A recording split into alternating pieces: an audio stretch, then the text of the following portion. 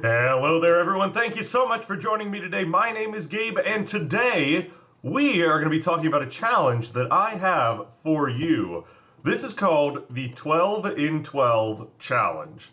So, if you haven't heard of this, this challenge means that you are going to complete 12 things in 12 months. So, for me, and probably for you, it'll be completing 12 video games in 12 months. And I've done this challenge for the past 2 years. This is my third year doing this, and I've had success with it, and I've also had some, not as much success. And both are totally fine.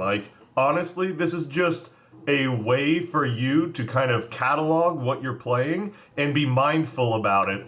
For me, this whole thing was kind of created as a New Year's resolution for me to be able to be more of an active participant in my media consumption, because it's so easy to scroll through Facebook, to scroll through Instagram, or scroll through Reddit, or scroll through anything, TikTok or whatever, mindlessly just scrolling through it, and you're not really getting any active, participation within that. So by doing this and creating a catalog and actually, recording what you're playing, you are going to take a more active stance in what you consume.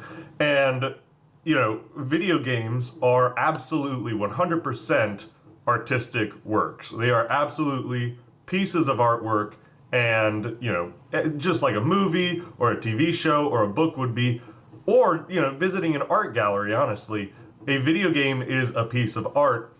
And for you to sit down and actually enjoy it and play it, I think that it personally takes it one step further and lets you, be more engaged than, say, just looking at a piece of art or watching a movie or a TV show, because that can be kind of passive in and of itself. Reading a book, I would say, is the most comparable, where you actually kind of dive in and maybe put yourself into that.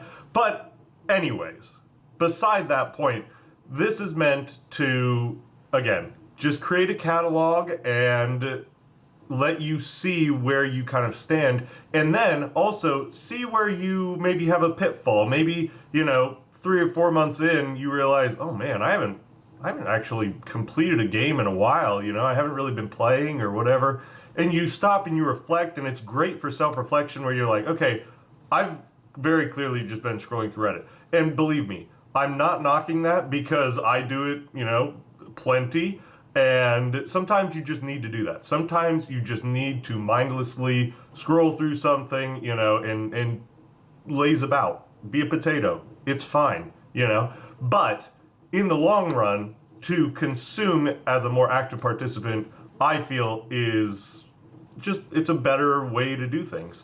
So, this is I'm going to kind of explain how you do this, and how I've done it in the past, some things that I've run into, and then my 2022 12 and 12 list that I've got. All right, so for me, in 2020, I completed 12 games, and they were as follows: Link's Awakening, Donkey Kong Country Tropical Freeze, Golf Story, Yoku's Island Express, Pikuniku, New Super Lucky's Tale, Ori and the Blind Forest, What Remains of Edith Finch, Picross S1 and Picross S2, and Animal Crossing. Then I did the same thing for 2021, and my list was Ori and the Will of the Wisps, Donut County, Carrion, Figment, Super Mario 3D World, and Animal Crossing. Again, because you can never really finish that game, but I count it anyway because I played a lot of it. So you can see that,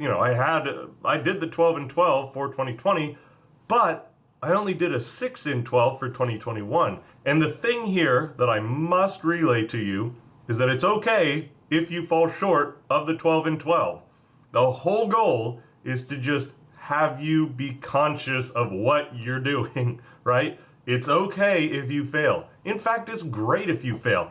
It's great if you do 24 in 12. Whatever your goal is, as long as you are striving to better yourself, it doesn't matter if you fall a little short. because the journey happened, right? And that's what's awesome. So, with that, what I have found is most effective is if you take a list of games that you want to play, okay? There's a thing called the paradox of choice, which basically says that if you have too many things to choose from, you won't be able to choose anything. You'll spend all your time choosing what to choose. So, it becomes a thing with like your Steam library where you may have 500 games in there to play and you always go back to that one game, right? That was me. For a long time, all I would do is I would go back between Dota 2 or Binding of Isaac Rebirth. And I got really good at Binding of Isaac. I never got really good at Dota. But the thing is, I would want to play all these games, and I would probably spend 10 or 15 minutes literally looking through and clicking each one, trying to find one that captivated me, but I just couldn't, and so I went back to something that was comfortable, and while that's fine, it's always good to have comfort food. What we're trying to do here is expand your horizons and get you to play more games. That's the biggest thing. So I want you to take a lot of your games. Doesn't have to be all of it. It can be all of it, whatever you're comfortable with. Take a good amount of games, though, and whittle down what games you think you would really like to play, right? If you just had a chance to play them, you don't have to play them right now, but just in the next year. Games that you've been meaning to play, games that you want to play. Put them on a list, okay? And that list can be longer than 12. It can be, 25, 30 games, okay? And I will say, if you do go longer than about 20, 25, you may want to do this process again of whittling down until you get to about 20. And then I want you to keep those in a list. And that is going to be the list that you choose from to play your 12 and 12, okay? So the games that I want to start and play this year are Metroid Dread, Aggelos, Legend of Zelda Skyward Sword, Captain Toad Treasure Tracker, Untitled Goose Game, Yooka Laylee, Prey, Control, Night in the Woods, A Short Hike, Slay the Spire, Shovel Knight, Bowser's Fury, and Luigi's Mansion 3. What I've found is, like I said, if you have too many to choose from, you'll never actually end up broadening your horizons and playing more games. So by creating this smaller list, you now have some to directly choose from while also allowing yourself a little bit of variation in there. Obviously, this is not set in stone. So like, if a new game is coming out, I'm trying to think of one that's coming out. If Pokemon Legends Arceus comes out and you're like, I'm playing this game, but it's not on your list, play the game. Do it, add it to your list. It doesn't matter, just play it. It's a new game that you're going to be playing, and that's awesome. Or, if you know that you're going to play it, you can just put it on your list, right? Like, if I know there's a game coming out that I'm going to play, I can just put it on my list. I don't typically do that because I like to work on my back catalog, but hey, if you know you're going to get something, put it on your list. It may make you feel better. It may be a driving factor for you to actually play some of these games, and that's awesome. Another key thing is to actually notate what you're doing. So once you finish a game, write it down. I like to do a spreadsheet. I have a color-coded spreadsheet because of course I do, and I love spreadsheets.